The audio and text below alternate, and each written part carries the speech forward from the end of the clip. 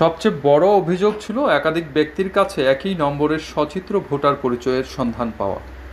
এই সমস্যা সমাধানে এবার উদ্যোগী হলো ভারতের নির্বাচন কমিশন। কমিশনের দাবি, সেই সমস্যার সমাধান পথ তারা পেয়ে গেছে। সূত্র মারফত জানা গেছে, এবার থেকে যে ভোটারদের কাছে একই এপিক নম্বর বিশিষ্ট ভোটার কার্ড থাকবে, তাদের নতুন নম্বর প্রদান করার পাশাপাশি নতুন ভোটার কার্ডও দেওয়া হবে। ব্যক্তি আলাদা, ভোটার আলাদা, স্থান আলাদা, তা সত্ত্বেও দুজন বা তারও বেশি ভোটদাতা তথা নাগরিকদের ভোটার কার্ডের একই নাম্বার। স্বচ্ছ ভোটার তালিকা নিয়ে প্রথম সরব হয়েছিলেন পশ্চিমবাংলার মুখ্যমন্ত্রী মমতা বন্দ্যোপাধ্যায়। ভোটার তালিকায় বহু ভুয়া ভোটার রয়েছে বলে অভিযোগ করেন তিনি।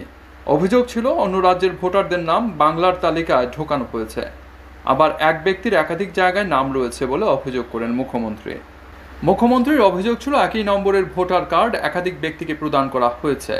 মমতার অভিযোগের পর নিজ নিজ এলাকায় ভুয়ো ভোটার চিহ্নিত করতে নামেন দলের নেতাকর্মীরা।